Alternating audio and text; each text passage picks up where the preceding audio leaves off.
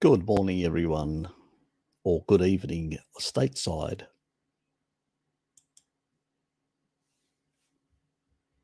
Declan, g'day, mate.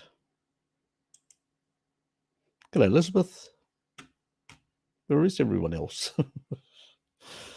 God.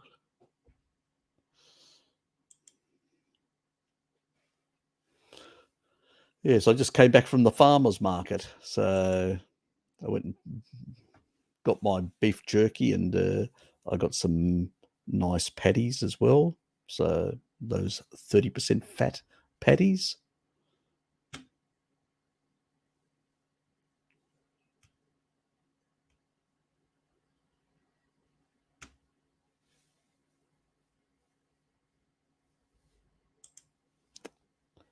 And g'day, Sue.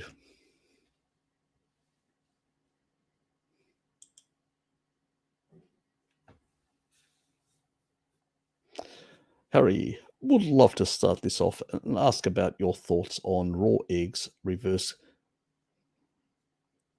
cholesterol transport. You mean you mean it reverse electron chain? I think you're talking about that. I've never heard of reverse cholesterol transport. Is that a new concept out there that people are talking about? Or is that something to do with the lipids, the way they move around the body? Somebody else has come up with a new sort of phrase. So haven't heard that before. Raw eggs, not a problem. If you're having a whole egg, not the whites, raw whites can give you a biotin deficiency, but there's enough biotin in the actual yolk that you only get about 27% bound. That's it. So there's not an issue with raw eggs. Fill up your boots, not an issue. It's actually easy to consume a lot of eggs that way. I've done it myself. As far as reverse electron transport, that has to do with pushing electrons back through complex 1 in order, because complex 1 has a tendency of sort of leaking electrons. If a small amount is actually pushed back, it actually can create this sort of a signaling ROS, reactive oxygen species, sort of effect, which signals to the cell, we need to biosynthesis more mitochondria. So that's the sort of thing that works. And stearic acid and palmitate, which are the key saturated fats you find in animal foods, tend to do that and tend to encourage the biogenesis of new mitochondria. The more you consume, it's over a certain threshold that you get this signaling happening. Anyway, a few latecomers coming in. Good morning, Darkfield Carnivore. Nomad Man, always a pleasure. Margarita, yes, hello to you as well.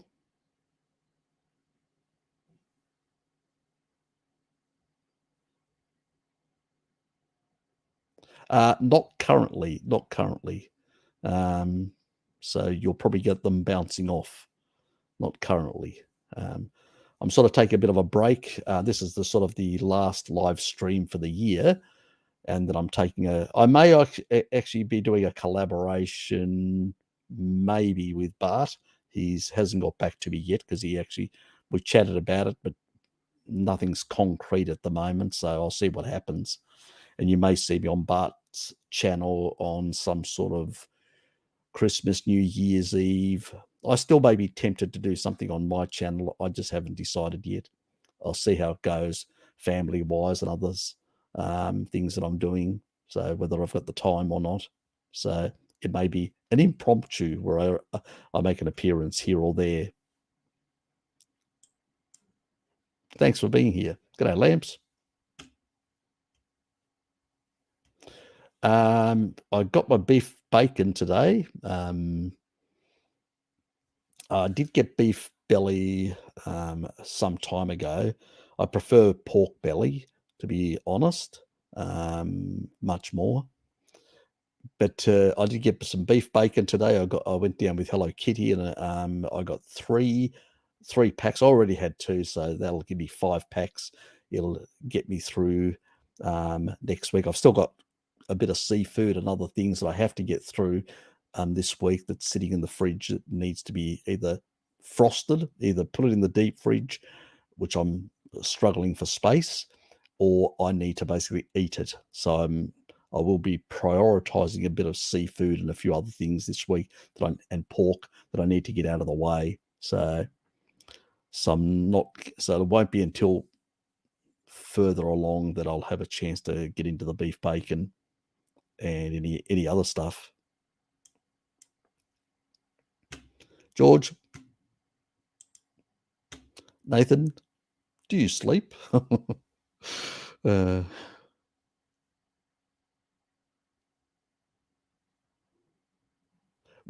Raw eggs are not a problem.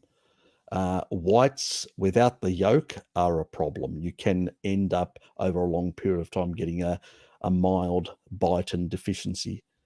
The thing is, there's far more than most people realize biotin in the yolk. At some stage, I'll remember to do a video and actually explain the formula, how to measure the different components and how much gets bound, and it's about 27%, approximately. So there's not an issue whatsoever. Not so you don't have to worry about it.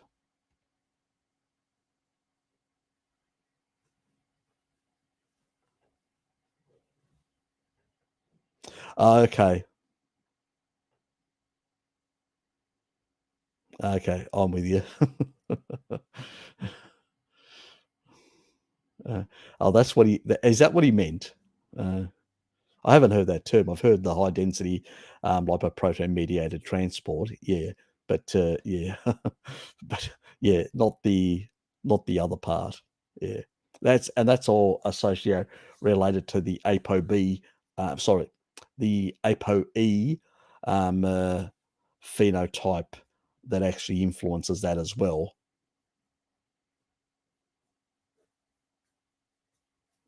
Thanks, Richard, for clarifying that point.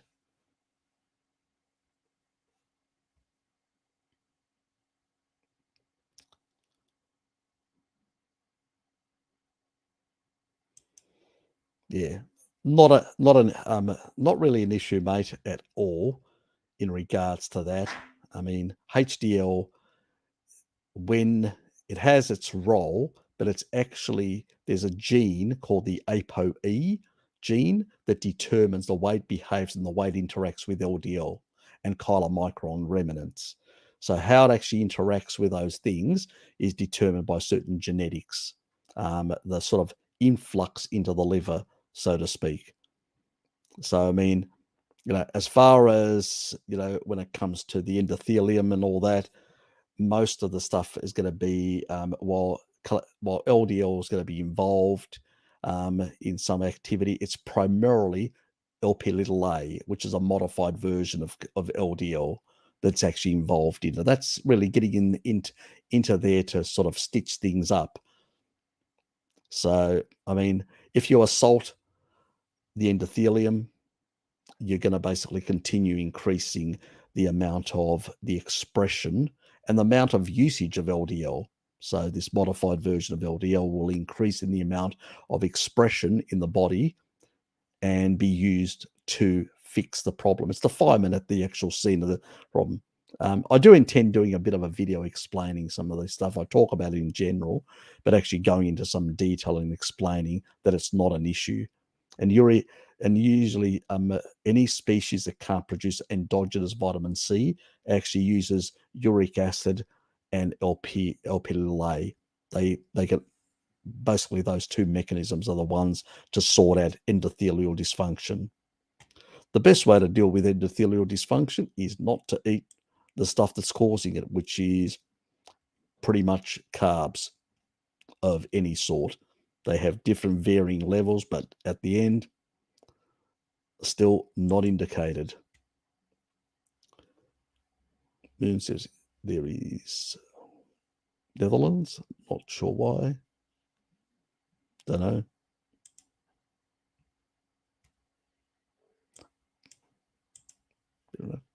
Do put the Q in front, the question, the Q with hyphen, so I know that it's a question. So, I'll put it on the screen, but I won't answer anything that doesn't have a Q in front of it. So do put a Q, so it allows me. Today we're doing a shorter bit of a run. I have to be at a birthday, so it's going to be 12:30 at the latest, probably 12:15. I may pull the pin.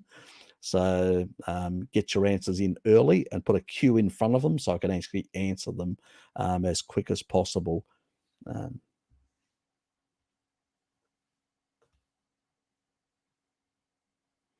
You're welcome. You're welcome, George. You've got an opportunity now to look at some of my old videos and go through them and get some information from them. You'll probably see me, most of those videos, they're in the evening and I'm wearing my blue blocking glasses. It's the Ray time, as as Richard would say. So it's, because it's after work, so I tend to, on, even on, anyway,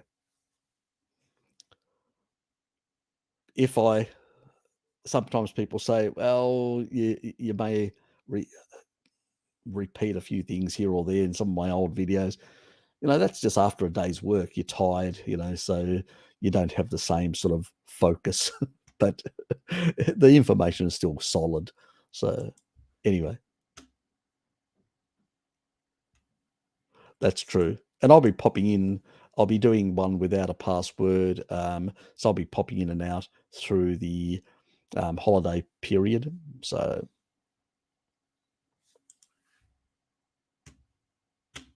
7, nice place to be. 5 from gloomy, warm New Zealand. It's not a bad day today. It's actually, the sun's out and it's actually coming through. So I'm getting a bit of a sun. I do have my sunnies there because remember, there was one day in summer, there was so much sun coming through my window that I had to wear my sunnies. It was so ridiculous. But today isn't too bad. It's not as intense, so I won't bother. I could draw the curtain, that's true, but I actually like the sun coming in, so it's nice.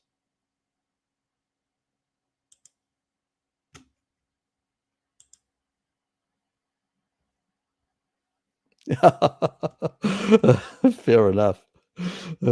Thanks. But still, probably not a good idea to do it long term. But and then you're only doing it one day normally, so yes.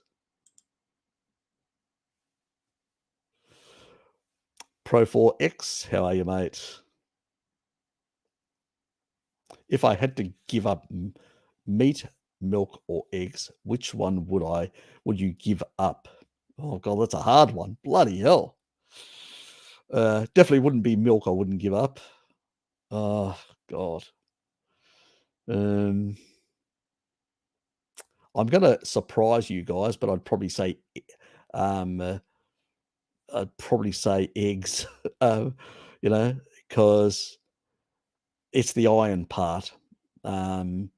Eggs, it's not that, you need the heme iron from the meat. So I'd have to give up eggs, even though I wouldn't want to. But optimally, it would be much better to do meat and eggs for the majority of people. For somebody like me who's got that 24% low serum calcium, I would have to jettison the eggs and do milk and meat in order to make sure that I maintain my serum calcium. I thought you were going to the supermarkets. Hello, Kitty. But anyway, good to have you here. Yes. We went earlier today. Well, we just got back really, 10 past 10, because I was dragging my heels in the morning. I do need my calcium as well, my dear. You know that. Genetics can't be avoided. Good reason to justify it. Bob?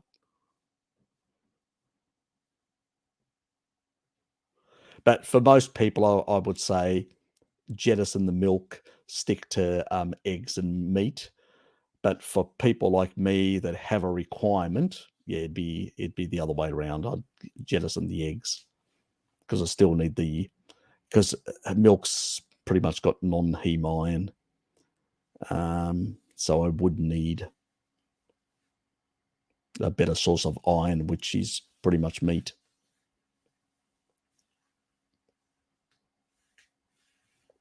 Well, cholesterol sulfate is actually produced by being out in the sun. So I've talked about it before, but so I won't cover it here. But it's really important for a number of functions in the body. So in particular cell membranes and certain other biological functions in the brain and elsewhere. So light is important. Photonic energy is important. It does change, and it actually turns it into a water-soluble form. So there's a few things that actually have this dual nature of water and fat solubility, and they have an important role to play. It also has an important role to play within metabolic water, but that's another conversation deeper that would take half an hour to explain. But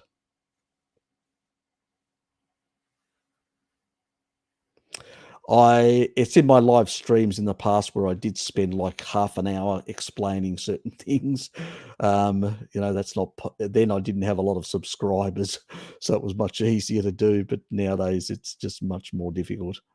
But I want to do an actual video properly to cover some of the sulfur related subjects and all that. So expect something in the new year that will cover it comprehensively. Lukey, I sent you a link if you're interested. No pressure. In my hotel, all lights are using LEDs. Yeah, do blue light blocking glasses. Do the job sufficiently with these two. Well, it's not optimal. It's not optimal because you do have photoreceptors on your skin, melanopsin, but it's very small. The majority of it is in your eyes. So that's what you have to prioritize. So yes, if you're in a hotel room, I do recommend people turn off most of the lighting in the evening to reduce blue light exposure and wear blue lights while watching TV or they're looking at their screens and stuff like that. And that's the best you can do, pretty much, Stefan. That's the best you can do. So that's how I would approach it. And I suspect you're on holidays as well if you're in Colombia and you're in a hotel. So yes. So do enjoy your holidays. But I would prioritize blue blocking glasses and minimize the amount of lights turned on. You can turn off a number of the lights and just have sort of like a lamp or stuff like that. So you've got a bit of lighting to be able to move around. So it's not completely pitch dark, but try to minimize it is what I would do.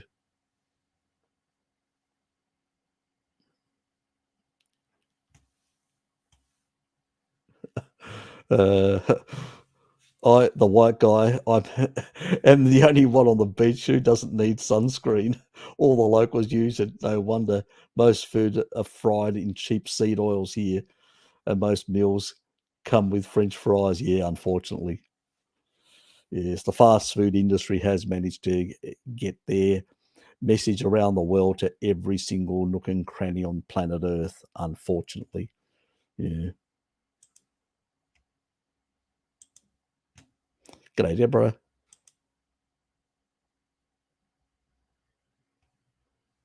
Yeah, that's the other thing you can actually do. You can actually buy yourself. I mean, now it's a bit too late, but for future reference, you can buy yourself some lamps and take them with you. So that's always an option. Ben, hello, Harry. After DNA testing, I found out that I have a gene which leads to slightly thicker blood and is a threefold risk of thrombosis. Anything I can do to mitigate this without drugs? Yes, there is. The people that tend to have that, I usually recommend that they consume a bit more seafood for DHA. So their requirement is slightly more. So I would do that. That's one thing you can do. The other thing is you can take L-citrulline, which is a vasodilator. So L-citrulline will produce L-arginine. So you'll actually get a bigger amount of L-arginine in your arteries, and then you'll have a stronger vasodilation of more nitric oxide, which also it impedes this sort of problem. The other thing that impedes as well is taurine as well. That helps as well. And seafood also has taurine more than ruminant animals. So that helps as well. The taurine in the actual fish will actually will help reduce this problem as well, and also protect your endothelium from endothelial dysfunction. So helps, and it reduces fibrosis in the body as well. So it actually reduces sort of platelet aggregation and stuff like that. So those are the best supplements you can take is taurine, 4 to 6 grams, L-citrulline around 2 to 4 grams, split it, 2 in the morning and 2 in the evening, and that is a really good vasodilation. Unless you want to do a bit of hanky panky, and then you can go to 6 prior to 30 minutes prior to hanky panky, and you'll get a bit of fun there with a bit of more vasodilation downstairs.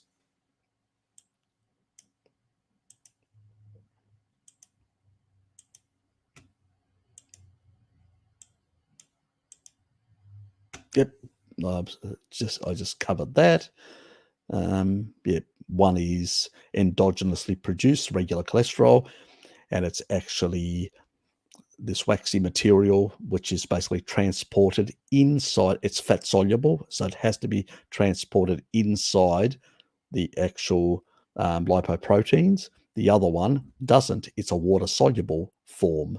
It's got sulfurs stuck on it, and so it can actually move through water, through fluids, so to speak, your blood stream, and so it can actually get through the blood-brain barrier and into all sorts of nook and crannies throughout the body, and it has a lot of important roles to play.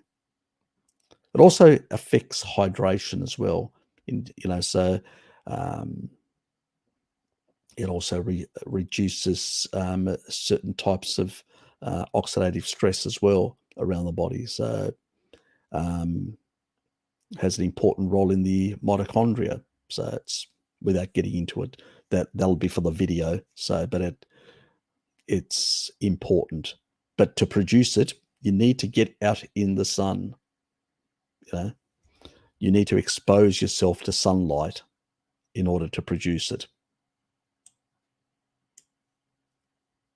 And unfortunately, a lot of people don't nowadays, so sort of explains why they've got endothelial dysfunction as well.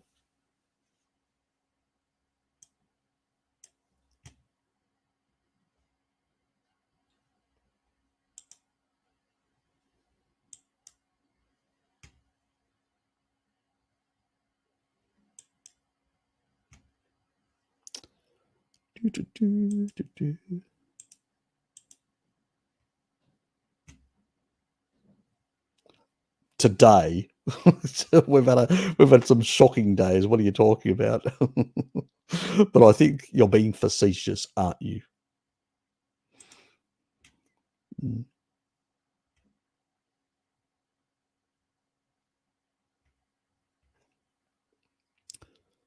I wouldn't be concerned at all. if you're concerned.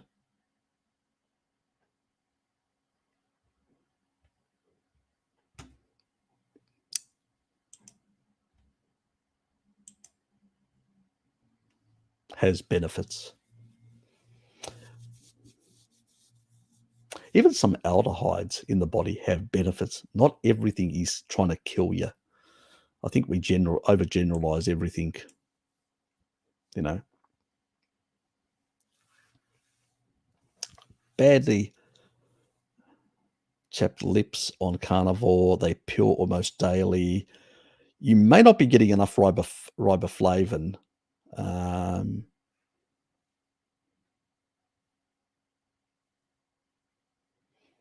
Yeah, and if you may not also be fat adapted, which is another issue as well. But also riboflavin plays a big role as well in your system. And some people need more we don't know why. It's that bell curve. Some people are outliers and they need more riboflavin. I think it may be because I used to get some similar issues, and you may have certain methylation issues. And I've noticed that people like me that have got methylation issues, I used to get cracked lips and stuff like that quite a bit. And I used to cut myself continuously with a razor on my lips, and they were very vulnerable. They were very, and it was, once I got enough riboflavin in my system by eating more animal foods and dairy, that's very milk is very high in riboflavin. I mean, a glass of milk can nearly give you all the amount, but we need far more than others because we use a lot with certain genes. So that may be your issue.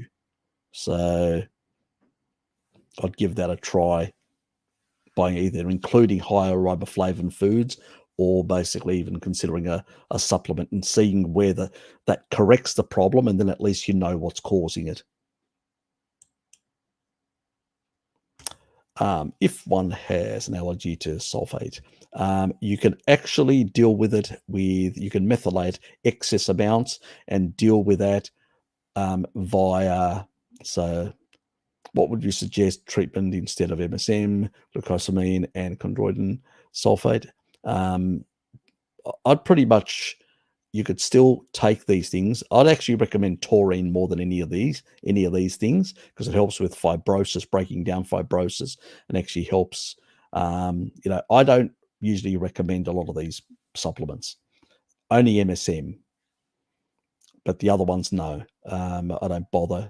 If you're eating enough meat, you should be able to get the sort of essential amino acids to be able to transcript any sort of stuff that you need.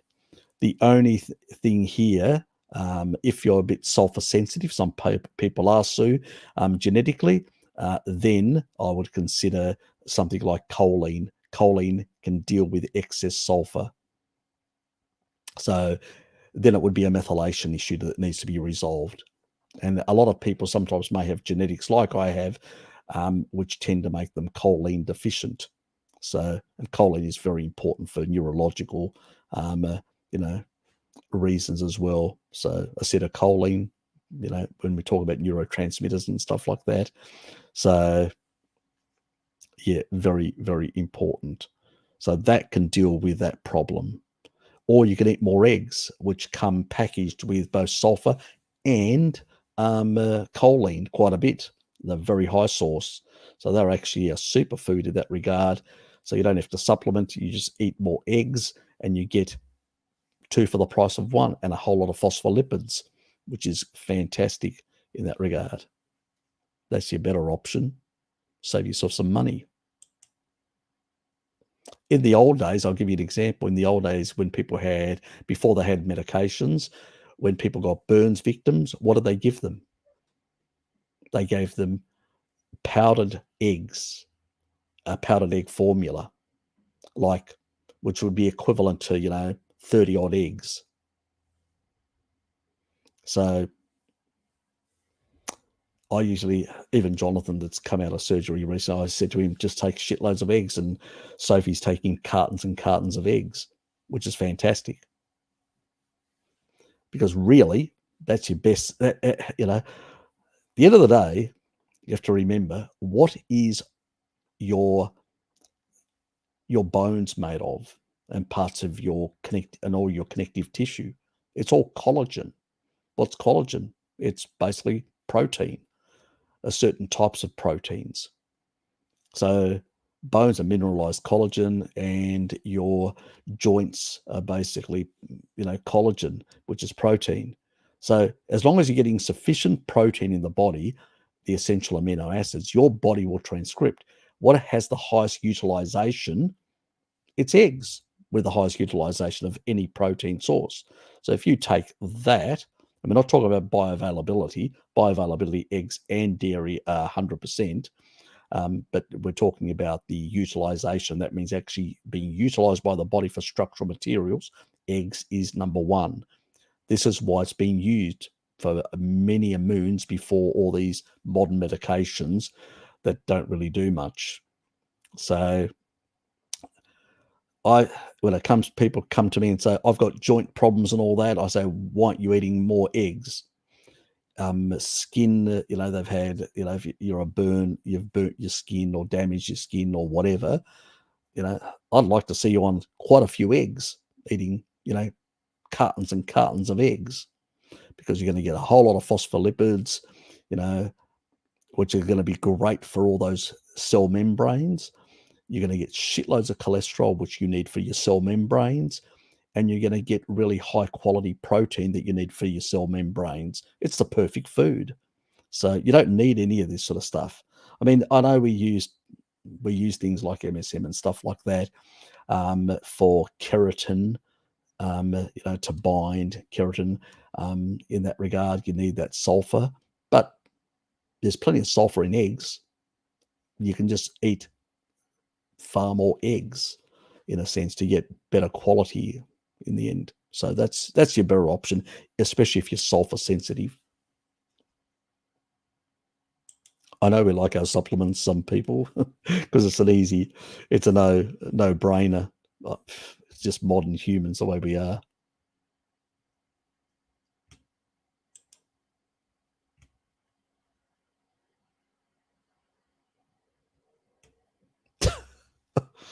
I need my milk, my dear.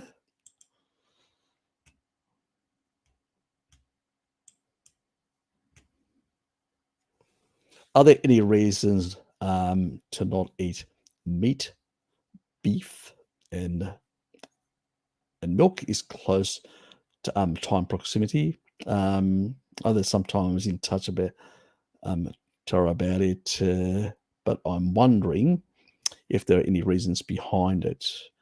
Look, I tend to have my milk in the evening. So I'll have a glass of milk in the evening, and I'll probably have a glass of milk or dairy, some sort of dairy, midday as well. So that's my 2 times. And I sometimes have it with meat and sometimes don't have it with meat. I mean, in the end of the day, if you're having let's say you're having a glass of milk. So, there's not many carbs in it. You're talking about a glass of milk is 244, and you're probably getting in, like a full cream, which is what I get, milk, which has about 3.8 grams of carbs. You're looking at about 9.3 grams, 2.7, 3, nearly 10 grams. So if you have 2 glasses of milk, it's 10 grams, 20 grams of carbs. You're still below the 25. You're still in ketosis. So I don't see a big problem with it in that regard, whether you have it with, if you're drinking like liters and liters and liters every day, that's a different thing altogether. But it takes a lot to basically get into those high numbers. So let's say even a liter at 3.8 times 10, that's 38. People can still be in ketosis at 38 after a liter at 38 grams of carbs.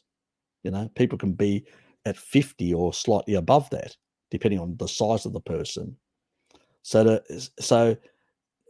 if that's your only carb intake, you're not going to basically end up out of ketosis unless you're doing other inappropriate things. So I wouldn't really worry too much, George. The low hanging fruit and the low hang, and I mean exactly that. The low hanging fruit is fruit, honey, refined carbs. Those are the things that are the problems. If people cheat with that sort of stuff, you're not cheating with milk, in that regard. And most people just have, 1 or 2 glasses, which is fine. And they're getting a lot of riboflavin, which is really necessary for a lot of, functionings in the body. Plus a number of other nutrients. So,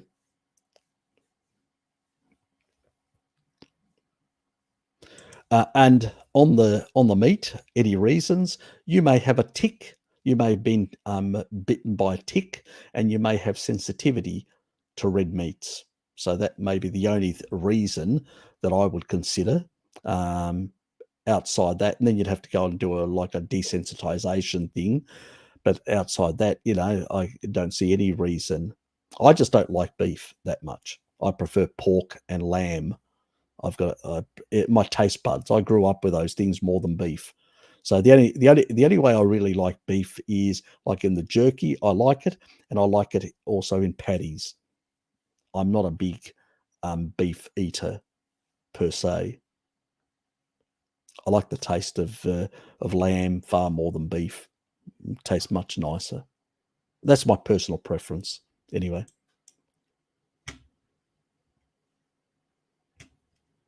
Okay, which is fair enough.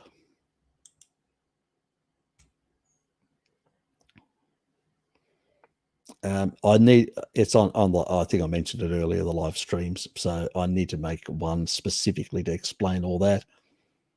How useful is deuterium depleted water for improving mitochondrial health? Really good. And look, as long as I would not take it very low, I know that they do sell like 20 parts per million. So, but I would not use 20 ppm. I would definitely use around, if I've got mitochondrial dysfunction, about 90, or getting it around 90 or 100. So you have to dilute it with regular water to get it to that level. Or you buy stuff which is 105 ppm and you just consume that. So you don't dilute it at all. So it's, that's one way. The other way is to do a more high-fat carnivore diet. If you're not too concerned about, because certain people may not be fat adapted in the early stages. That can be sometimes hard to do. If you are fat adapted, then it's easier, where you can just do higher fat in order to cause dilution. So as your body comes in, the chylomicrons come in, they'll drop off some in the adipose tissue, and by dropping low deuterium fat in there, they're going to dilute the deuterium levels within the fat cells themselves over time. And so that means that when you are losing weight or using energy from your adipose, you're not getting high deuterium content all the time like you would normally if you ate seed oils like I did for many years.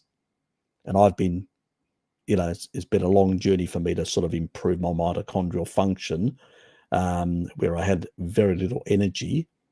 I ended up with a heart disease at age 44. Now I'm 56, and I end up with a lot of damage. And so I'm slowly sort of fixing that. Now, this can actually improve it can actually slow down the damage by diluting the deuterium. You still need some deuterium. We don't want people chronically going below 100, because you still need, for connective tissue, you need, and collagen, bones and stuff like that, deuterium is required.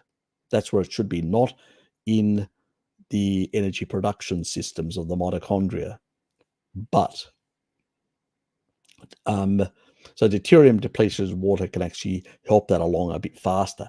But you can actually get what is called like a plateau where it doesn't work anymore. And the reason why that that happens, Carl, is because they're only addressing part of the problem. Part of the problem is that you're actually, I've talked about this before, that the Krebs cycle is all about getting rid of, because in the mitochondria, you're actually producing metabolic water. But in order to produce metabolic water that doesn't have deuterium, which basically means it doesn't have hydrogen, which has got an extra a neutron in its it just has a single proton rather than a proton and a hydrogen. The hydrogen is the problem.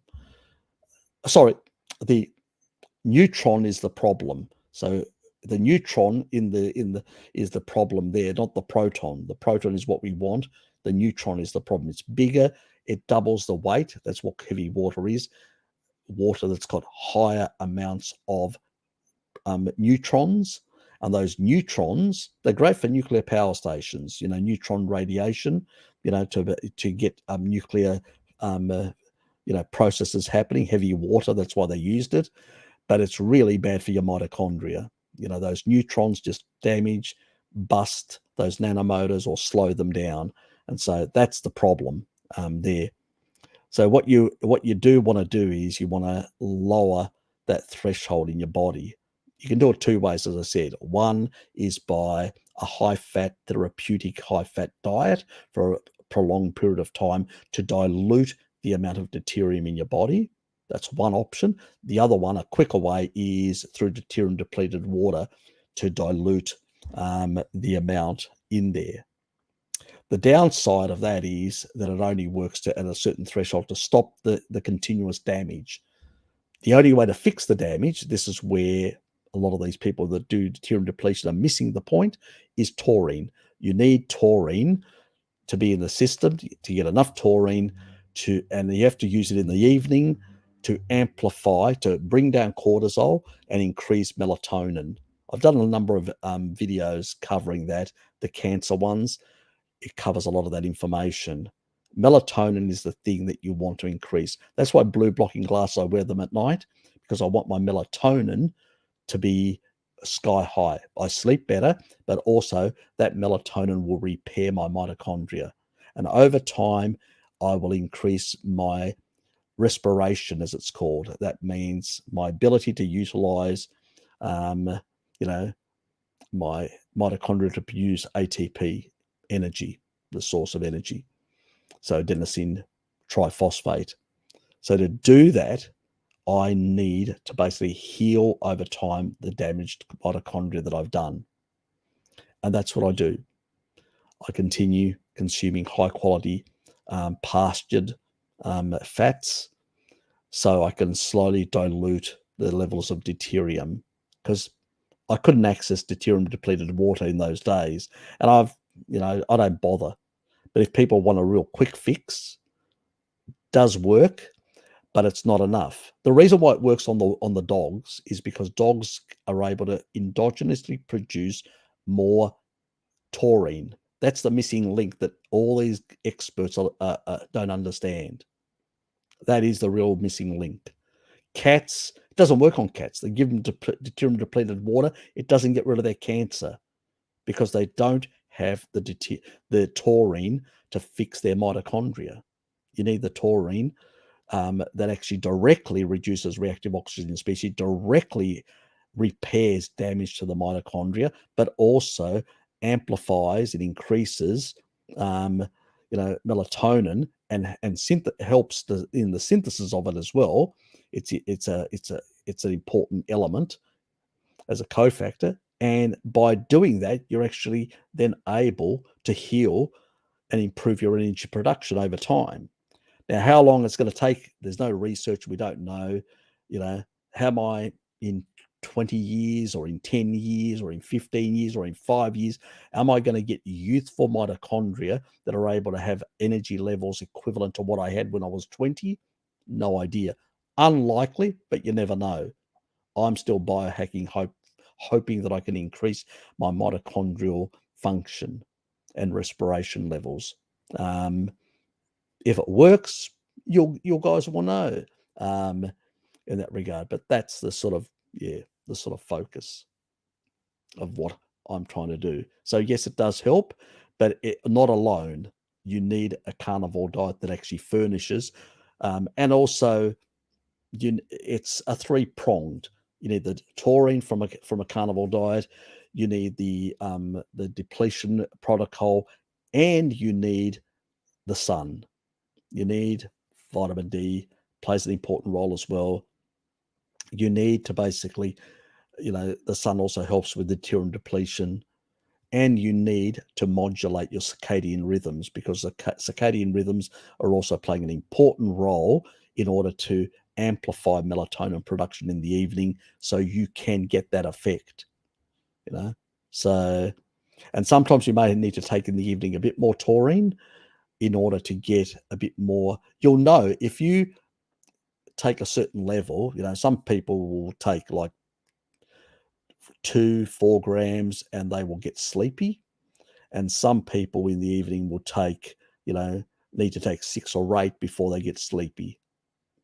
The threshold is different because the requirements are different. There may be other things that are reducing your taurine.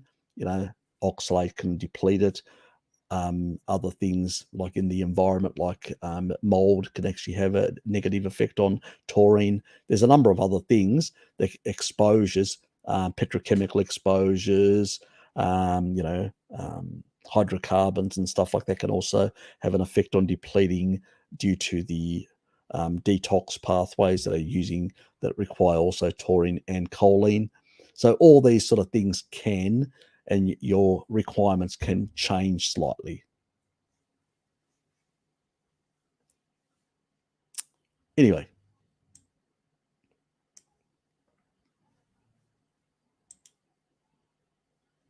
so at home, artificial light, you want to wear blue blocking glasses. Yes. Cover up your skin with clothes. To a certain degree. Exactly. It's the opposite.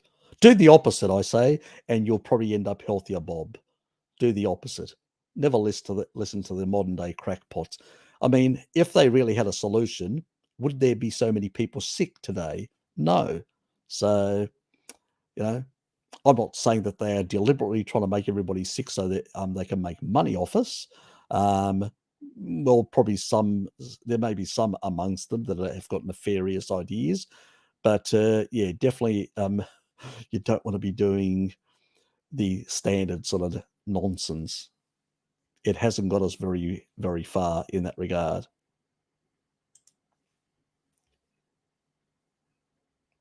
Yeah, that's a good approach. I do something similar to that as well, or gluten intolerance or stuff like that, to make sure they haven't put crap in the stuff.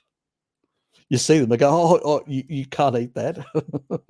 Oh, thank you for telling me. And definitely, thank you, Lukey. Definitely hit that like button. Yes, kinase. There's another one called lubrockinase, which is actually more effective and doesn't interact with any medications. So it's actually much better, but it's dearer. I got it for Dad. I do have a bottle here. Just give me a sec. I'll just show you.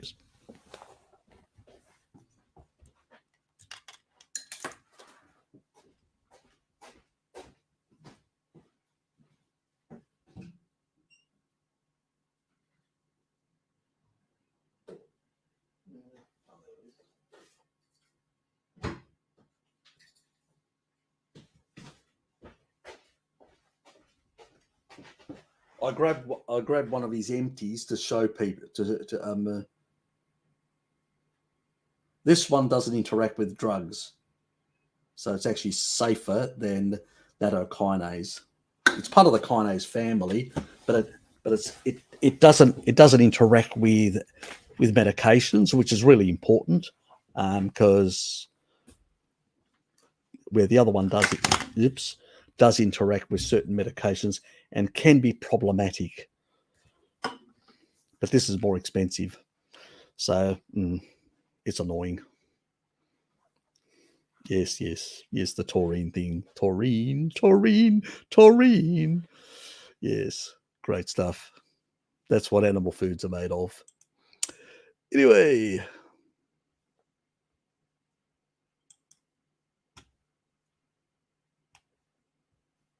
Yes, it does as well. But we eat that, so we can get enough if we eat.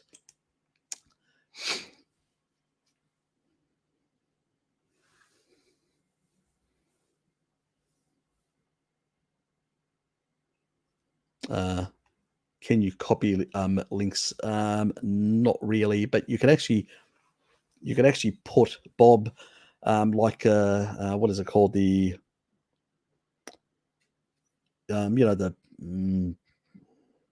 the PDIM number. I think it's called PDIM, Published Document ID.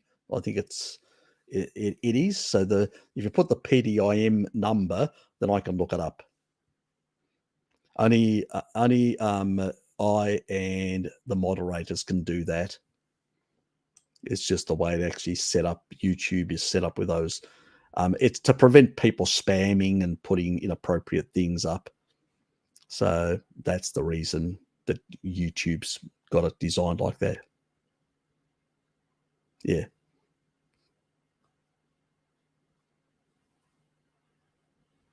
PMID, that's it. Thank you.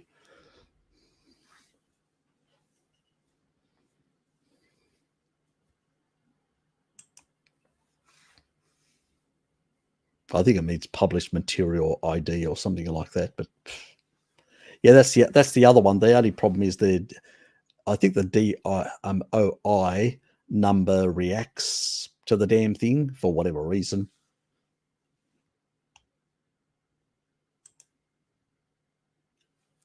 Troy, DNA genes, as far as that ancestral eights. How does one get the info? You can do a 23andMe. You sort of your saliva and you send it out.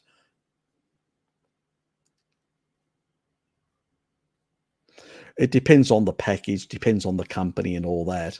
I've found that 23andMe are fairly good in the quality. Now, the thing you have to know, I usually say to people, I don't use my legal name on 23andMe.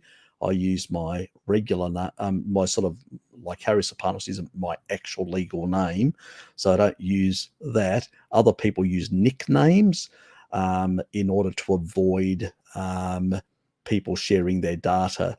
Being on social media and all that, and having all these sort of linked stuff, it's really hard not to, to be private, so to speak, Troy. But if you want to be private yourself, then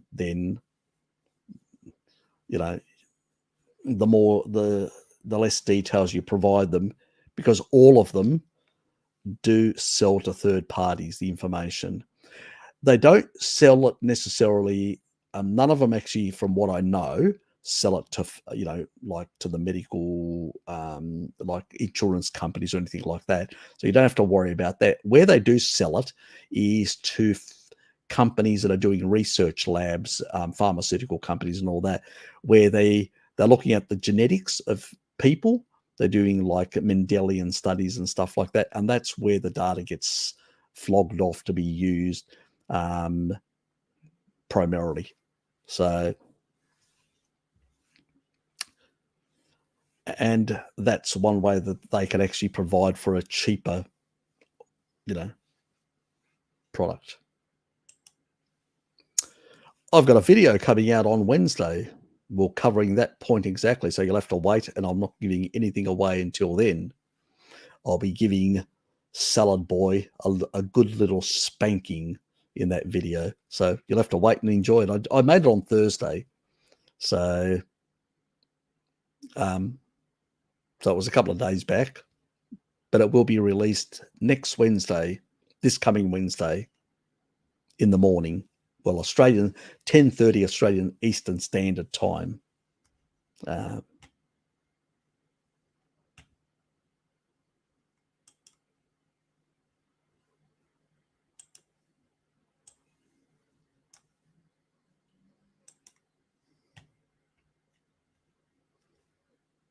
Oops.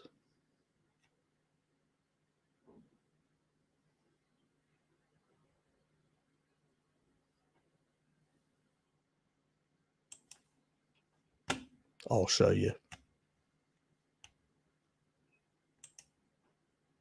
What the hell's it? Oh, God. Can you please work?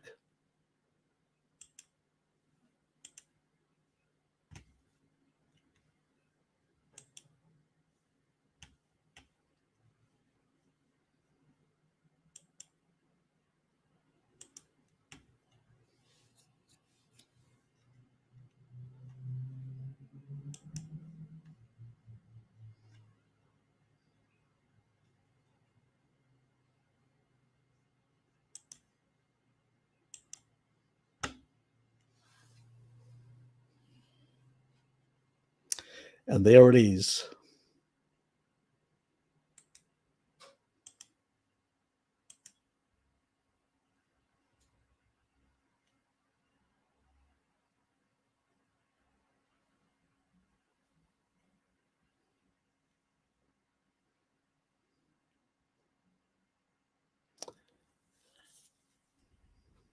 Basically, Paul Saladino gets it wrong about methyl glyoxal. So it is coming shortly. So it's already been done. It's already been uploaded. And there's about 12 links in it. So there's plenty of information there for you. And it goes for 57 minutes and 15 seconds. So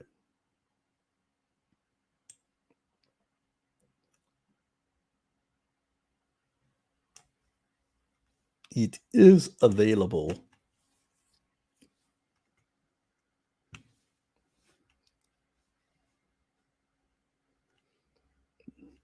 You can't access it.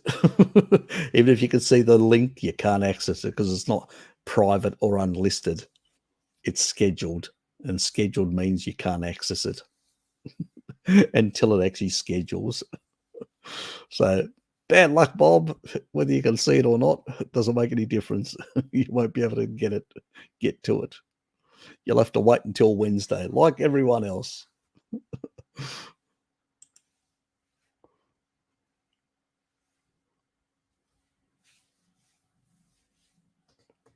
I usually don't drink or eat or do anything prior to a workout.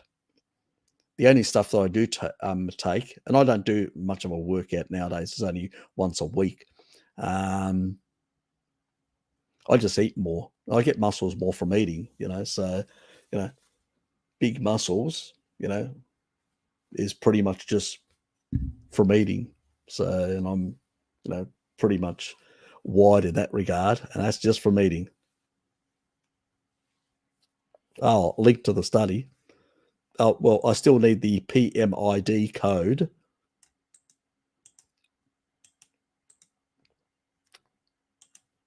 I still need that code because then I can search it. Yeah. So I usually encourage people like 60 to 90 minutes before. If you're a big bloke, look, so you got a lot of tissue, probably closer to 90 minutes. If you're, average size,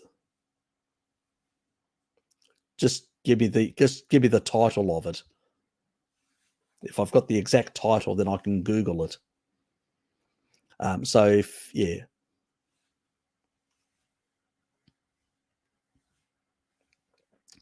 So pretty much that.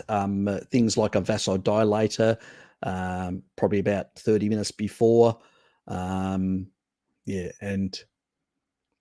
things of that sort. So I tend to do those two things only. You should be getting enough from the meat and all that. You should be getting all the other stuff in your diet. And then the strongest anabolic signal is going to happen about 30 to 60 minutes after a workout. So that's when you need to provide your body with shitloads of food. Whey is great right after that, having whey, and then bang, right after that, having a whole lot of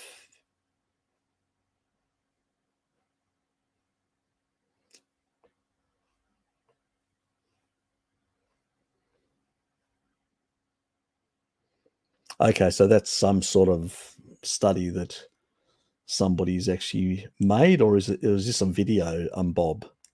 I'm a bit confused because that looks more like a video rather than a study. Or is it a study? Okay, it is a study. Okay.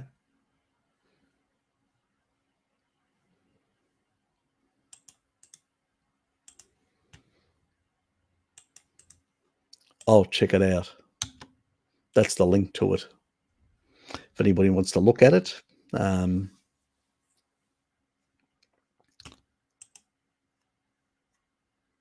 So, yep, it is available for download.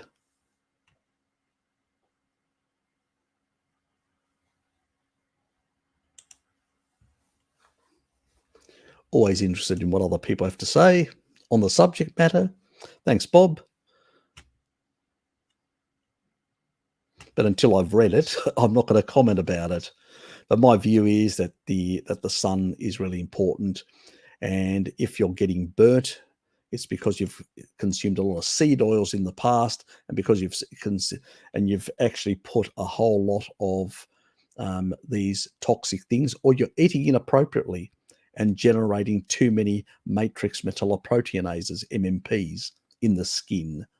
They derange collagen and actually make things worse. UV increases that as well. But if you're getting enough retinol, now there are the Irish, as I had one person yesterday saying that they were having a problem.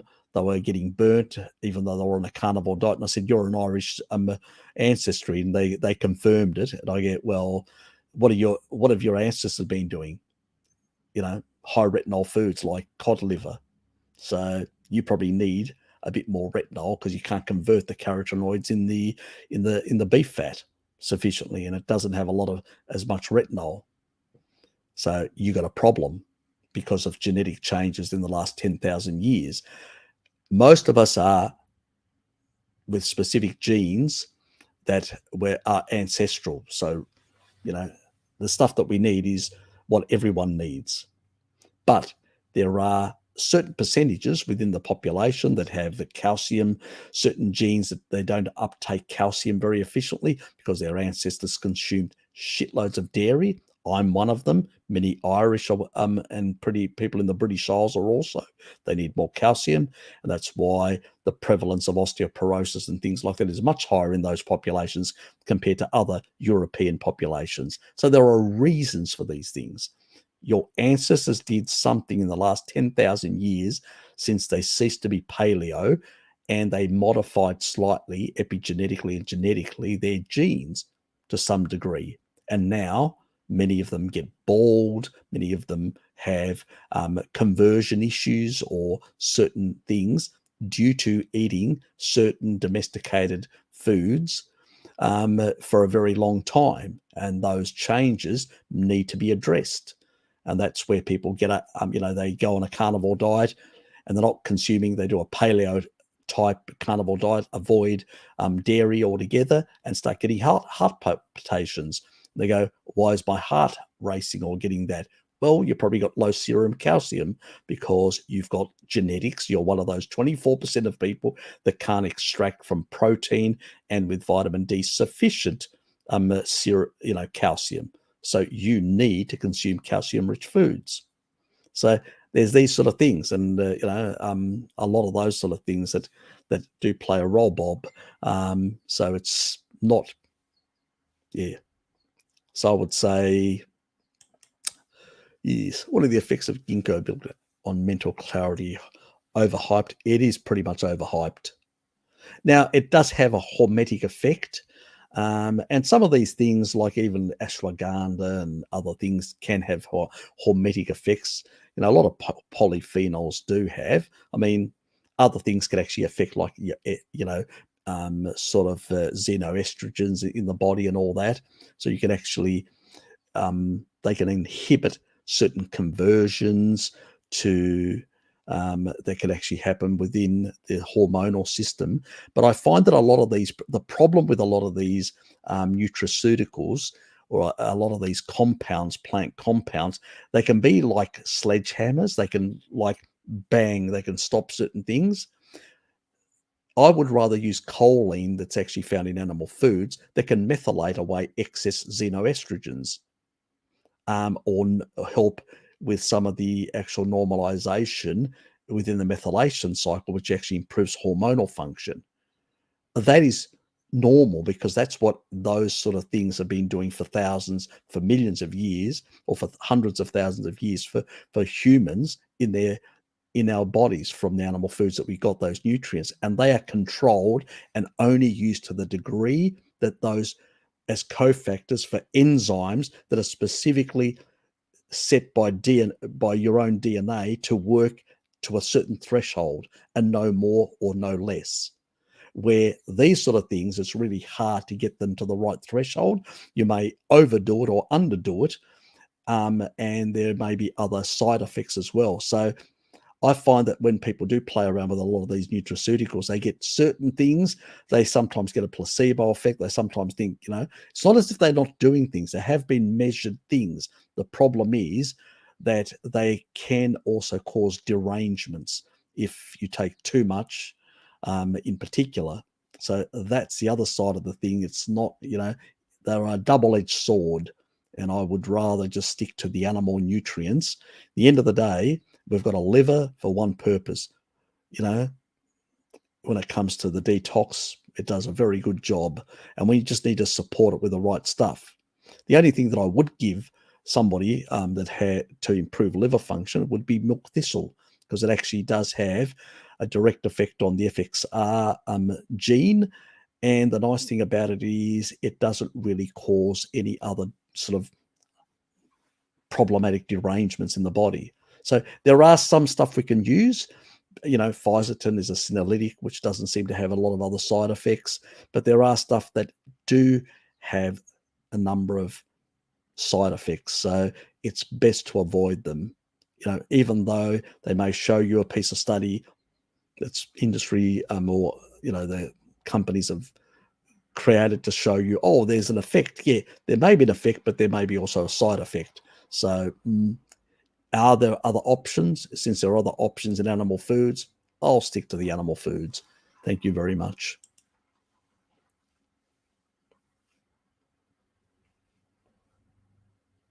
Look, I'm going to eventually set up the other stuff and I'll adjust it and all that.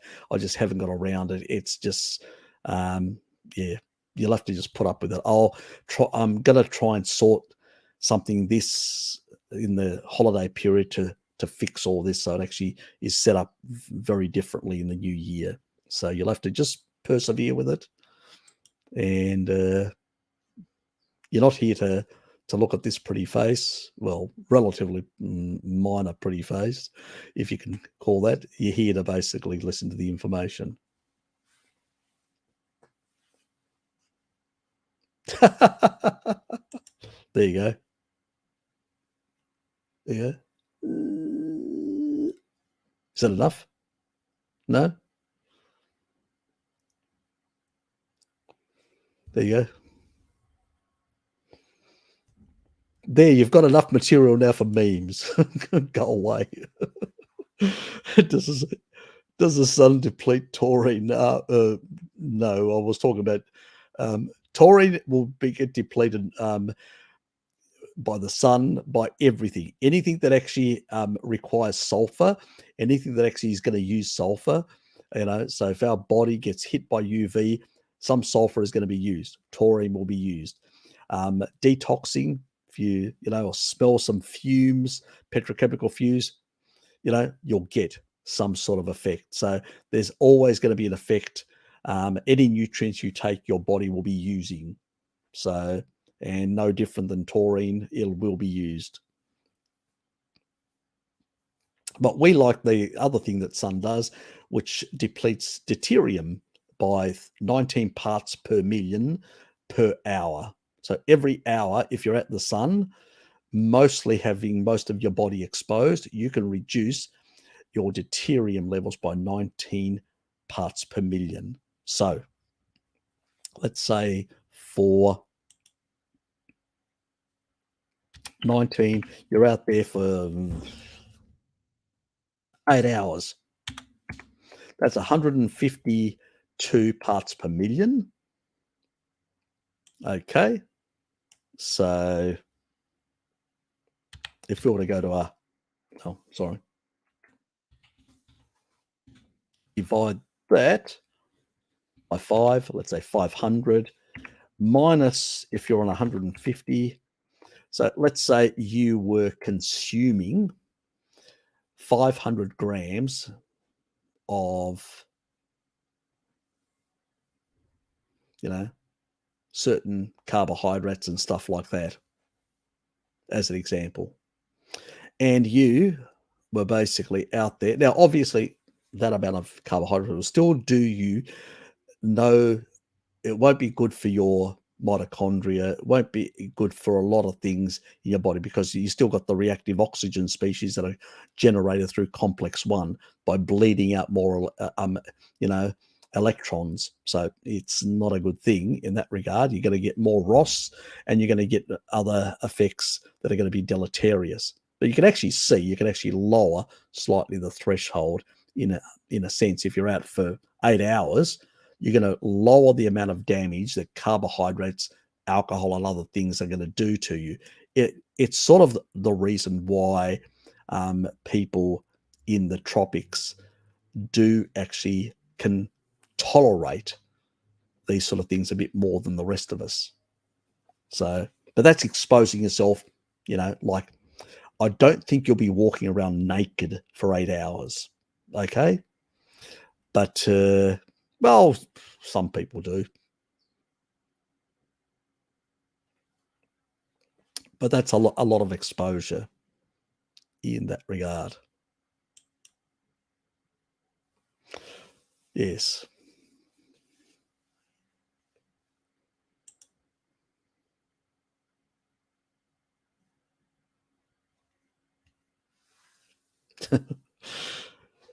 And general displeasure to the beach vendors. I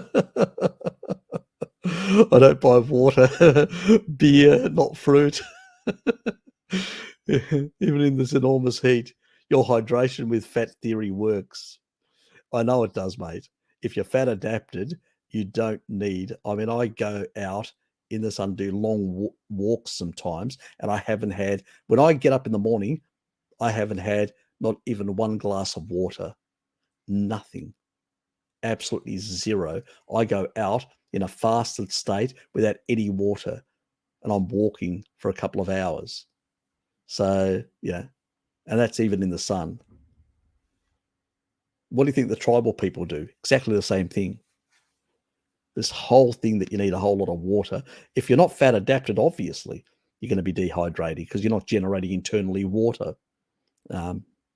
It definitely changes the whole thing. It's quite shocking if people, unless people are around you and notice it, that you're not consuming any water while they are guzzling down water. That aren't you thirsty? You get sometimes when they do notice because they're quite thirsty, they go, "Aren't you thirsty?" No. They go, "Bloody hell, how do you do it?" It's called a carnivore diet, species appropriate diet. That's how I do it. Getting suggestions. Hey, George, he may like the Colombian ladies. You're probably watching too many of those pageant shows. G'day, Nick. Necro Kitty. How are you?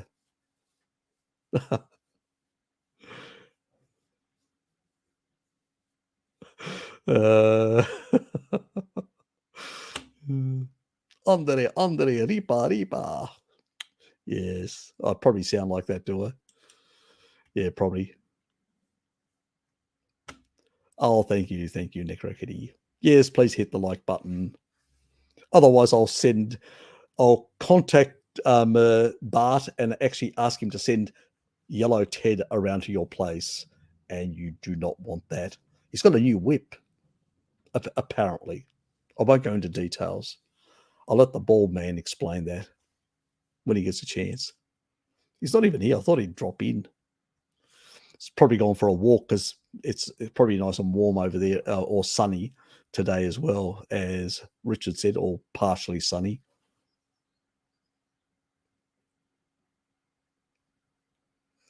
I played fetch the dogger. Oh well, that's another good justification. Reason to be outside.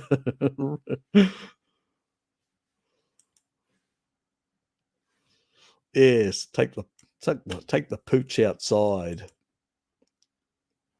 are there optimal ranges for thyroid hormones?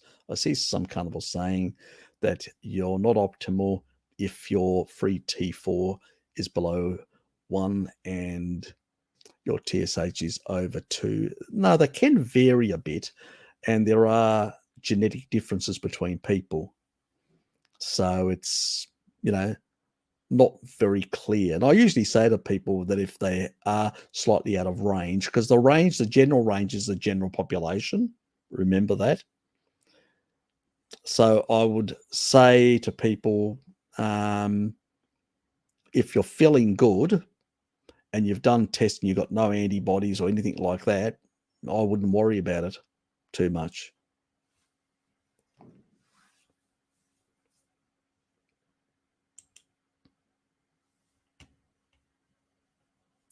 Oops.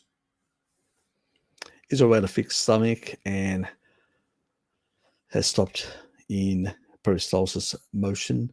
Margarita, I've actually done a stomach video, so do Google it and check it out.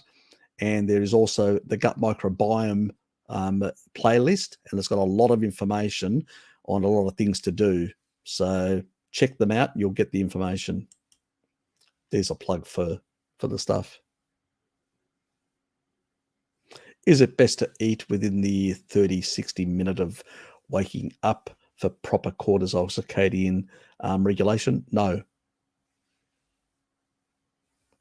I always say to people, did our ancestors have a fridge when they woke up? No, they didn't. Most farmers traditionally used to, nowadays, because they've got all the petrochemicals, they've got all the stuff, they can get in a tractor and farm in the daytime under a lot of light.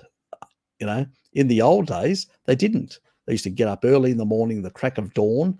They would go down to the farmland and actually do the farming until the mid-morning before it became too sunny and too hard to be outdoors. So they would have actually finish around 10:30 or 10 o'clock. And then they would walk back to the village and they would break their fast then, which would be around 10:30, 11. So, at that stage, your cortisol is quite low because your cortisol rises in the morning quite steep and then drops off and is quite low by 11 o'clock. That's when you want to be eating, when your cortisol's low, not when it's high. When it's high, it's already pumping out glucose through gluconeogenesis, and it's pumping out free fatty acids. It's giving you the energy to get started, to go for the hunt. By midday, you've already caught something and you're probably having a bit of a snack. And then you drag that back to the campfire with the others to have the rest. So that's how it sort of works. So I encourage people to have 2 meals a day, unless there's a reason. Let's say you've been on a very deficient diet for a very long time and you're very unhealthy, you're very deficient, like a veganerized diet, vegan or vegetarian or whatever. Then I would say to those people, have 3 meals a day, a lot of meat, and just eat. I remember when Hello Kitty, I don't know whether she's still here, she can confirm it. She was basically, this is some time back ago. It's like a bit over a year now or whatever. And she was just ravenous. And I said, keep on eating. She said, are you serious? I said, eat. I said, eat and stop restricting. Just eat as much meat and fat as you can. Put butter, just go to town. You know what? Her health really restored and she was much better. So he just completely and utterly has transformed. She completely and utterly had transformed herself, so, and became stronger. She actually ended up, well, initially, the way she ended up lifting some weights and actually getting a fracture. She just couldn't handle the actual lot of weights. And then I told her, you're protein deficient. That's why you can't. Now she can lift a lot of weight. She go to the supermarket, she can lift heaps and stuff and all that. And her muscles are quite, have grown quite a bit, have doubled what they were. She is a strong woman now. And she is because she's eating animal products. But she went to town quite a bit. So in those sort of circumstances, yes, I do encourage people to eat, because their satiety level is going to be non-existent. They are hungry. Their body's starving for nutrients because they've been deliberately, not giving. And as long as your insulin to glucagon is low, you're not going to have a problem, by keeping the, thanks, Richard. Yes, it must put the Q in front. It must put the Q in front if you want me to answer it. And we're getting close. I've got about, what is it? 8. Yes. We'll talk about 30 minutes to go. So today's a short one because I have to be at a birthday party of my brother's. Anyway, so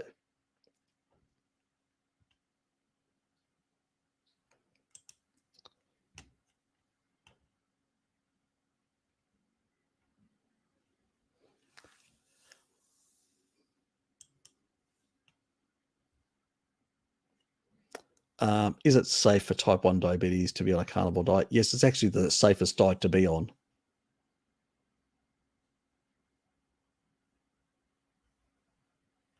Well, to avoid dialysis and all that, I would say taurine. My father had kidneys that had become had atrophy and also had cancer. And his cancer has regressed. He's eating more meat and taking taurine and leucine.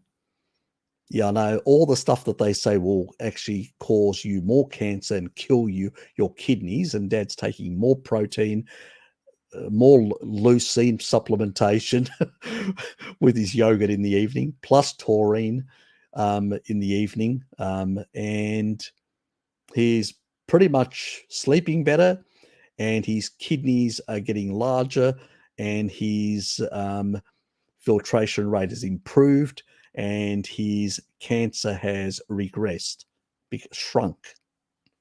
So I would say somebody's got it right and somebody's got it wrong, wouldn't you say, Margarita?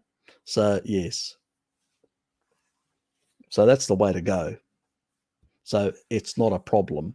And it's much easier to manage blood sugar levels on a carnivore diet, on any low carb diet for that matter, compared to any other diet. You only need very, very little, in that regard.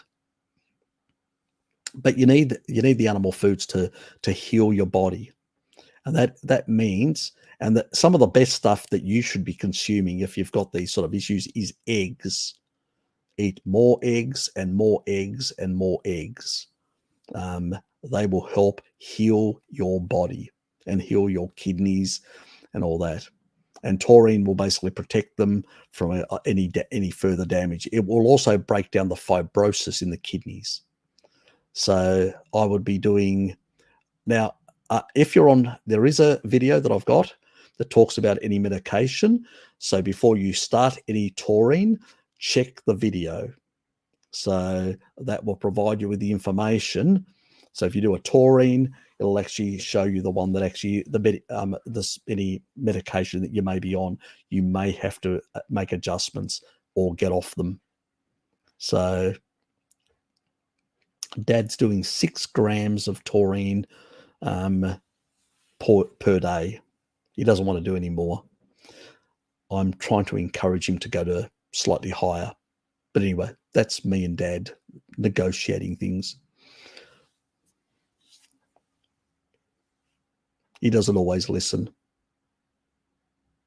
He's stubborn. Say no more.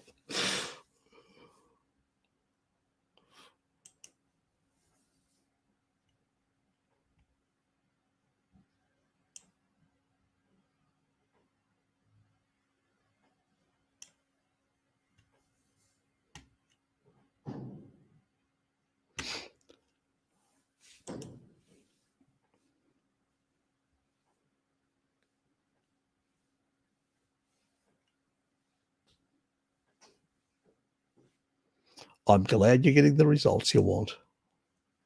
It's because it brings down cortisol and increases melatonin in the evening.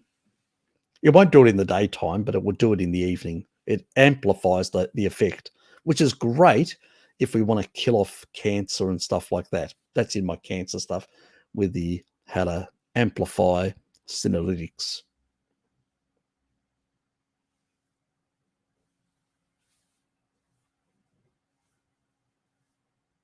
Oh, it's very lucrative. Very lucrative. Most people may be deficient if they were eating more eggs and getting enough iodine and selenium. You need both for the thyroid to function. You do need other minerals like zinc and a few other things, but the key ones are selenium and iodine for proper functioning. And the ranges how it actually works will vary. I mean, some people when they do low carb, their reverse T3 can be slightly higher than others, can vary. And it really comes back to protein. If you're not getting enough protein, you're not getting enough taurine. That can actually also have a bit of an effect. But the key constituent part in animal foods that actually has the biggest effect on reverse T3 is selenium. Many people are not eating enough eggs or foods that are rich in selenium, and that's the reason why. But anyway, that's for another day. So again, the one-to-one that we talk about when it comes to animal, to the flesh of animals, 1 part fat, 1 part protein is really important. I usually say for women, 1.76 grams of protein per kilo of body weight. For men, around 2.2. So slightly more, 2.2. And if you're basically doing a lot of exercise, a lot of physical, you're building up muscularity, you're doing a lot of gym work and stuff like that, and then I would go up to 3 to 4 grams on those days to maximize muscle protein synthesis. And I've got no problems with that whatsoever.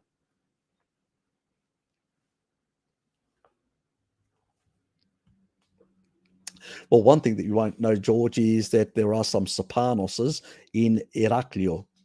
So if you check it, the phone book in Iraklio, στην Ηράκλειο, την Κρήτη, που είσαι, αν κοιτάξεις το τηλεφωνικό κατάλογο, θα βρεις Serpanos. Έχουμε Serpanos εκεί, έχουμε Serpanos στη Μάνη, γιατί πήγαν απέναντι, πρωτού αρχίσει η Επανάσταση, και έχουμε και Serpanos στο Αγρίνιο και στην Ετωλοκαρνανία, κυρίως στα βονά πάνω. Οι περισσότεροι έχουν φύγει και έχουν πάει στην Αθήνα, αλλά εκεί είναι ένα μεγάλο ποσοστό. Anyway, a bit of Greek. Yes, my favorite song. How are you, mate? Lodi Goldberg, nice name. Any thoughts on toxic bile theory? There's a lot of nonsense. It's nonsensical. It's a lot of reductionist science. G'day, Lukey. Hey, hi, Harry. Hello, everyone. So that secondary bile is the driver of disease. No, it's not. It's bullshit. It's all of this. It usually what it is. Bile is required to cleanse the small intestine. Bile is required to emulsify, the actual fats and all that, so you can absorb them better, the fat soluble vitamins and all that. So it has an important role. It has an important role for functions around the body as well.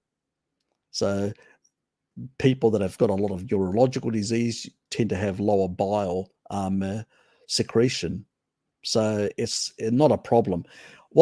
Where all this nonsense has come from, this toxic bile theory, is all, from epidemiology studies or certain mechanistic studies which are completely fabricated with a lot of seed oils and many other things, and they're blaming the bile that they're actually putting in there and all that, where they're deranging with all these other substances the normal sort of recycling of bile through the bottom of the small intestine, and so you end up flushing too much bile into the large intestine, the colon, and there it can actually create some problems where it can actually muck up the gut microbiome in the colon.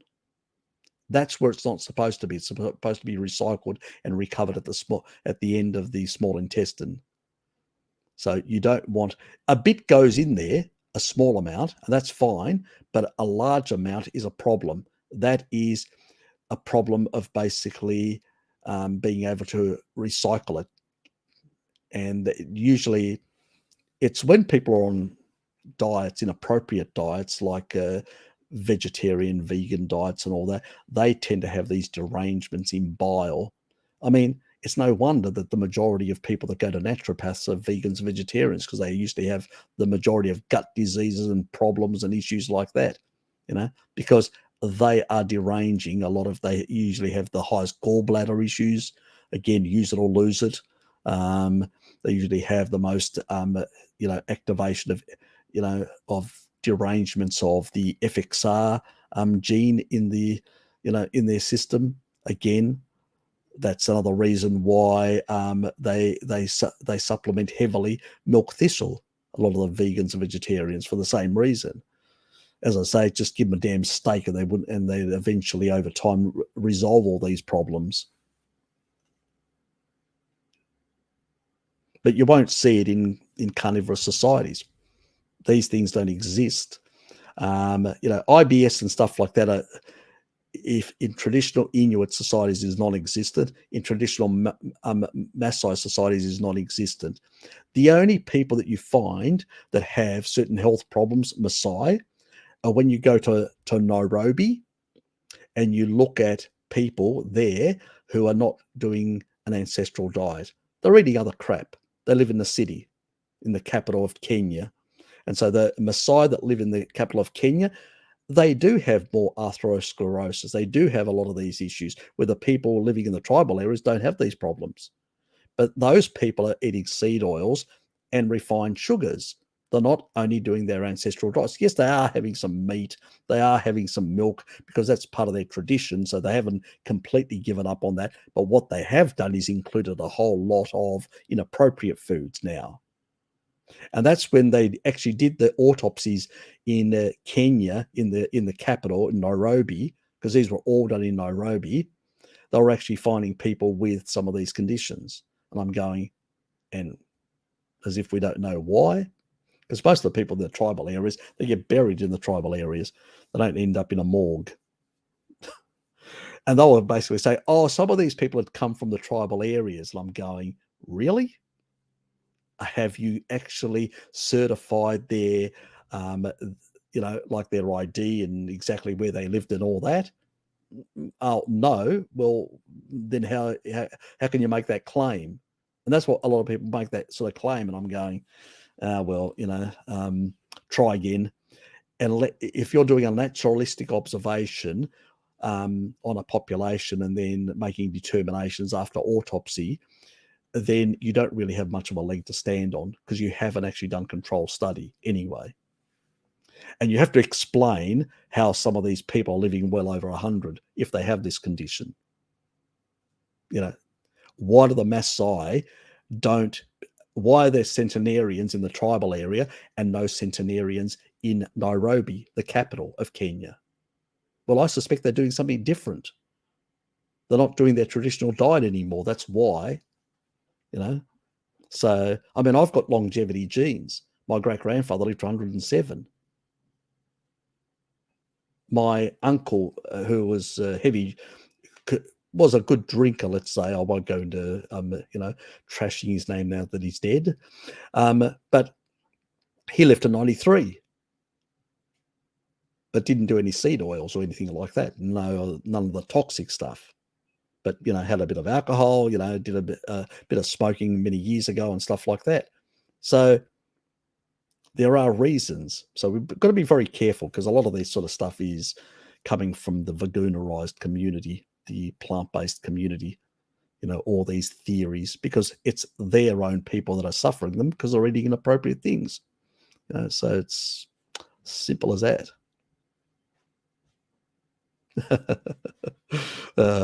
My own remix.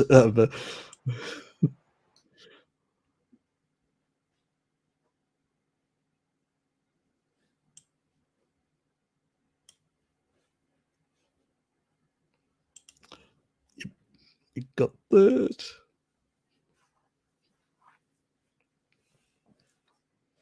Got a few Greek Americans here. Oh, I'm the Greek Australian. And I'm actually first generation Australian. I was born here, where Dad was born in Greece, and so was Mum.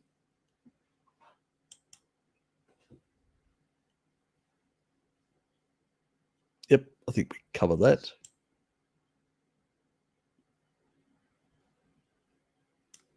Yeah, they'll use their fiber and all this other nonsense. Yeah. Raw carrots. Yeah, exactly.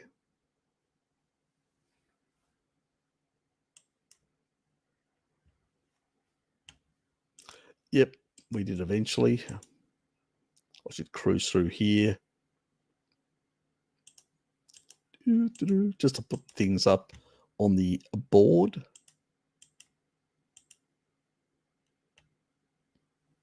Yeah, I'll check that out. Vitamin D does affect a lot of processes in the body. And Lukey himself, he had hypothyroidism, Hashimoto's, and suffered and all that. He doesn't have that anymore. It's cleaned up. He couldn't actually build muscularity. Now he can build big muscles. With less training, you can actually build bigger muscles than you could before. You were killing yourself training and you weren't doing anything because you had hypothyroidism. If you have hypothyroidism, you cannot build muscle. It's just simple as that. So you're not going to get big muscles like this for a 56-year-old. I don't want to overshadow Harry. Yeah, but I have bad arm genetics, so.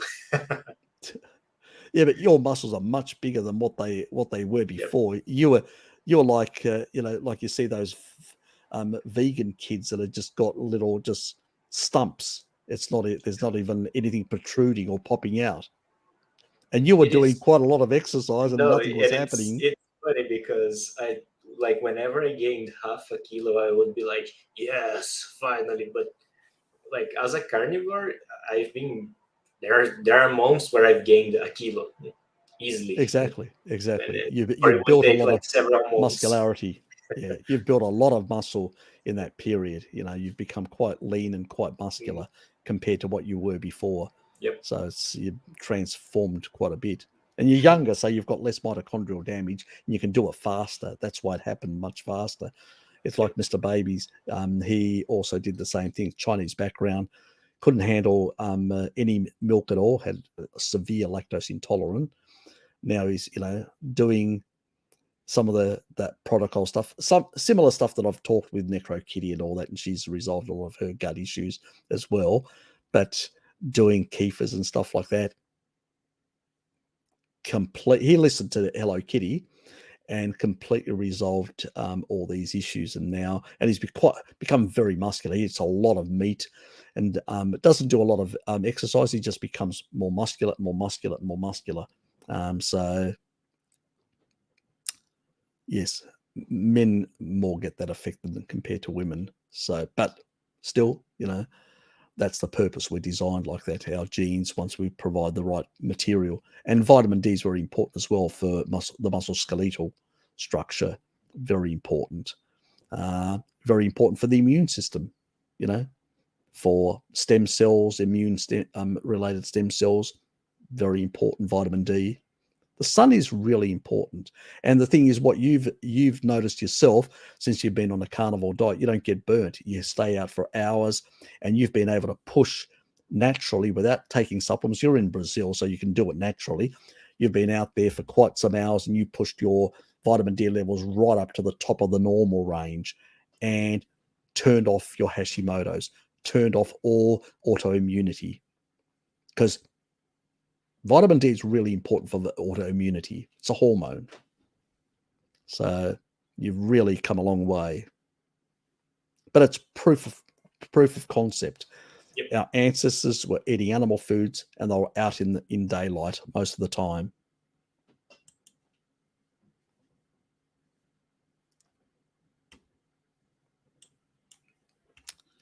Anyway, let's study. Just going to flow through these a bit quick. You guys are just having conversations about yourself, different places on the earth that you are, or whatever. So I'll move through until I hit a question, a Q. Q marks the spot. Dean, how are you, mate? That lovely chubby baby of yours.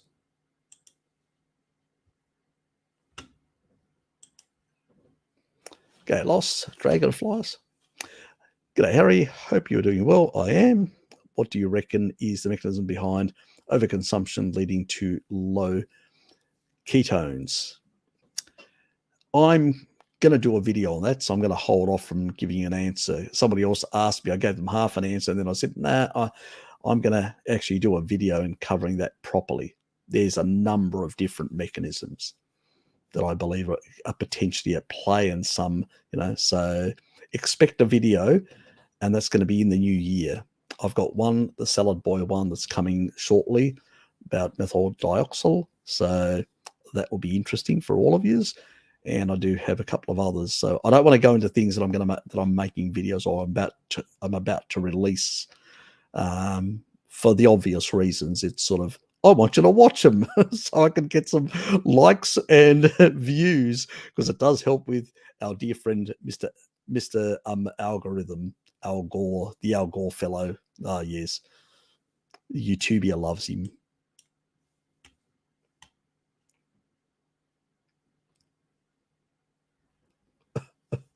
You got George there. You may be flying over to Brazil.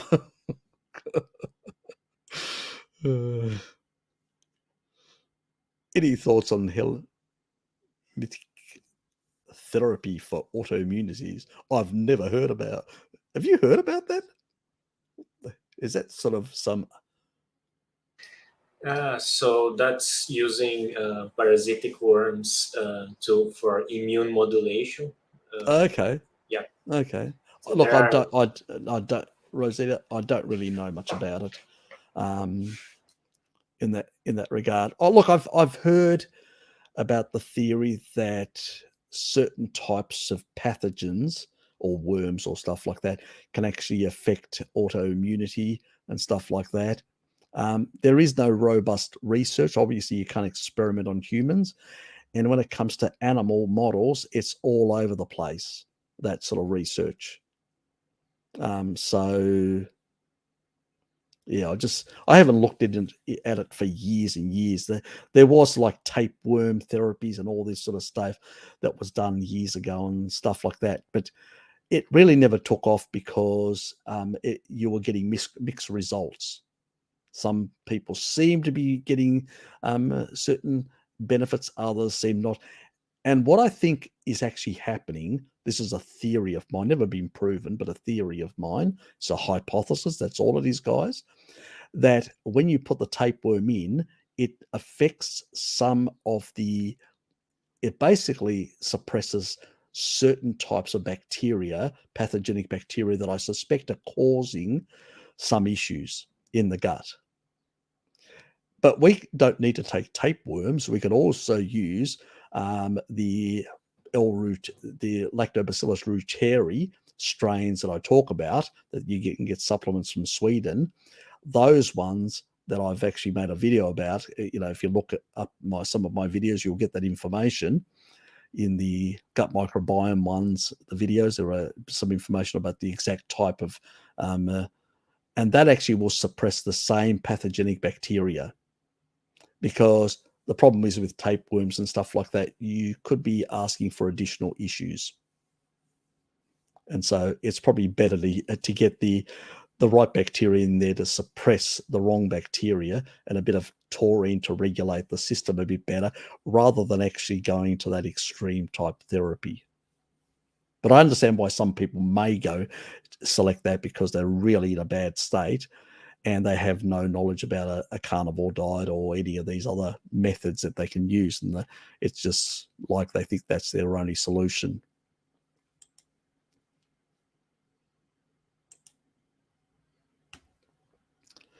Heard you say astaxanthin every day is not ideal. No, because it actually bioaccumulates in the skin.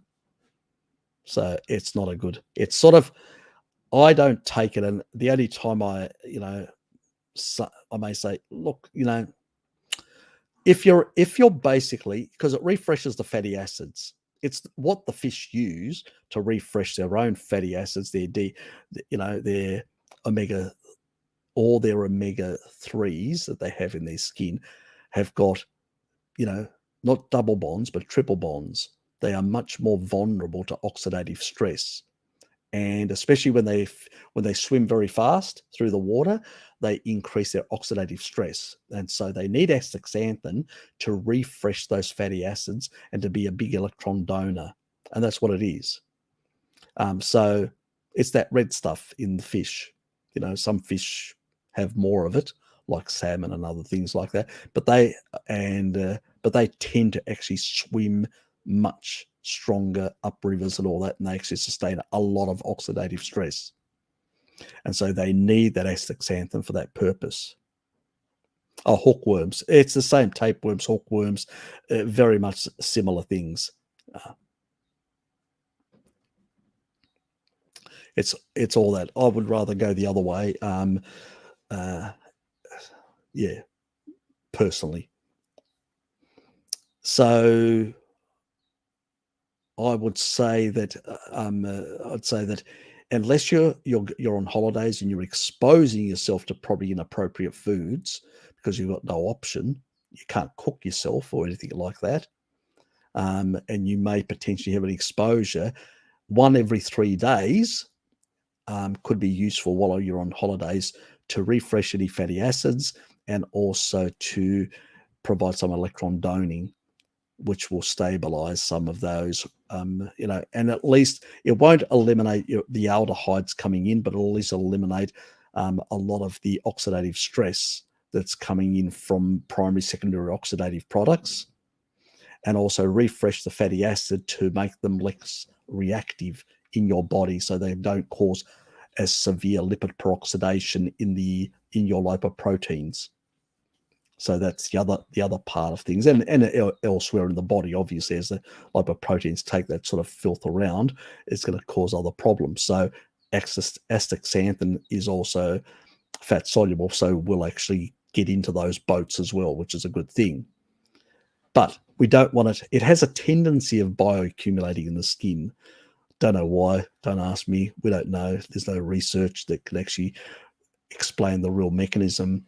But it just seems that I have a theory, and that theory is because fish undergo oxidative stress, they get an overpronouncement of MMPs, matrix metalloproteinases, in their flesh.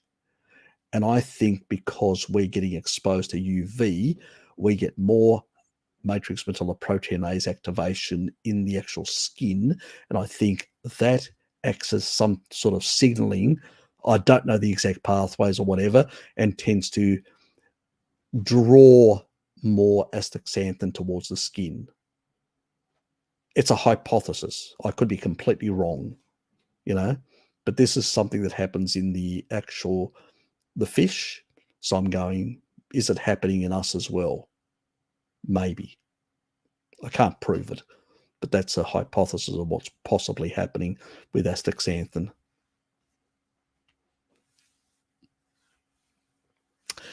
Anyway, Yes, taurine does a lot of that sort of stuff, Mike. It's very good for a lot of things. It reduces and also regulates some of the systems that actually can deal with excess oxalate, aldehydes, primary, secondary oxidative products, and many other things. It also regulates the pathways to reduce lactate production by forcing more into the Krebs cycle. It also minimizes the damage of the excess glucose coming through the Krebs cycle into the because it goes through complex 1, most of the electrons. It actually can reduce the amount of Ross effects there as well. So it has a lot of benefits. That's true. It's both a regulator and a regulator of the antioxidant systems in the body is the way to actually really explain it. It's not like directly an antioxidant, but it's a sort of an indirectly regulating the other systems. Anyway,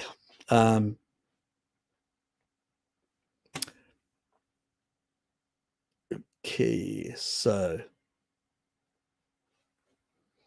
I'm going to leave it at there because I'm 22 past. I was going to pull the pin at quarter past. And I mean, a lot of you guys have been on my channel for a long time now, so you've been hearing a number of these things. You've been listening to my what would I take? Jenny's asking what I can see there. What would you take for a small stroke? Taurine. Red blood perfusion is the thing that happens in the brain and in the heart when you have a heart, when basically you have got a heart blockage, you've got a certain level of hypoxia. The biggest problem is when the blood rushes back into that tissue. It's called red blood perfusion. And red blood perfusion of a hypoxic tissue that's actually had very low oxygen, it tends to basically be very reactive. And you get massive oxidative stress. Actually, most of the damage that happens to your heart after a heart attack is after the actual, the severe angina episode, or when you've had the blockage. It's right after the effect, the red blood perfusion, that does a lot of fibrotic damage to both your brain or your heart. And taurine can mitigate that.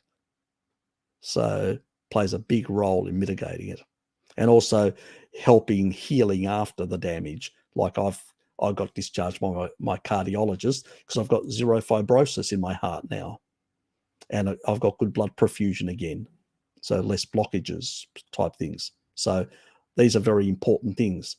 Taurine is one of the most potent antifibrotics, for everything in the body. I had complete glassing of my left lung. Now I've got very little. It may have gone to zero, but I haven't done the recent test yet. I'll leave it for next year. Bugger it. Doctor can wait. I told him I can't be bothered being re-scanned in a scanner and taking all those bloody chemicals. I said, I did that last year. I want a year, my body to not have any of that shit in it before I do another test. I feel better. So, I mean, I'm sort of wondering, do I really need to waste my time doing it? So.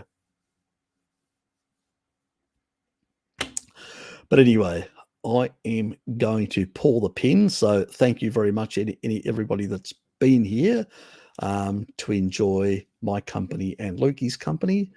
So Lukey, you might as well say, can you put the Discord in? We need to promote the Discord. For sure. Yeah, it was a quick one. I was almost forgetting about it. I know, Hello Kitty. I know. Isn't it time you got to the birthday party? I know. the food will be out in 5 minutes. I'm only 5 minutes away, so I can get there soon. So there's people talking about food. Now, if I leave for half an hour, I know that Sean's probably going to already have tucked into quite a bit because he's a foodie like me, and the amount of steaks there may be diminished. So I need to move for that reason. You're having a small shit, Harry, or no? What's that? You're having a small cheat day or no? No. I'm just, the only cheat that you'll probably I'm gonna some wine and some gin. That's going to be the only cheat that I have. I'm not going to touch any other stuff. I've had enough on the Wednesday, the social function. I'm going. So I said to him, I'm only having 1 or 2 glasses of alcohol, and I'm going to leave it at that. I don't want to overdo it. I'll leave that for Christmas and New Year because I'll leave for later on to do a lot of that sort of stuff. Look, thanks everyone. The Discord's up. Do visit it. NecroKitty and Lukey are there to chat with everyone who wants to. They can ask them all sorts of information. And if you want the gut sort of restoration approach and some of the information, NecroKitty's actually made a file and pinned it there. So you have to go to the Discord to get it because I'm not providing it. And that's a deliberate thing. So to get you guys to go to the Discord and encourage you to support. You want information? You got to support us. Yep. Anyway, I'm out of here. See you guys. And thanks for being here. And I will see all you lovely people in the new year. Maybe a bit earlier than the new year, and that's if I get a contact from that bald man over on the other side of the pond in Kiwi land. So if Bart contacts me, because I've chatted with him and he said yes, he was going to organise something, but I don't know whether it was going to be a pre-Christmas one or pre-New Year one. And if he doesn't do anything, I may just do something out of the blue and turn up. I may. No promises. We'll see what may happen. So, but otherwise, I'm out of here. See yous, everyone. Stay well, everyone.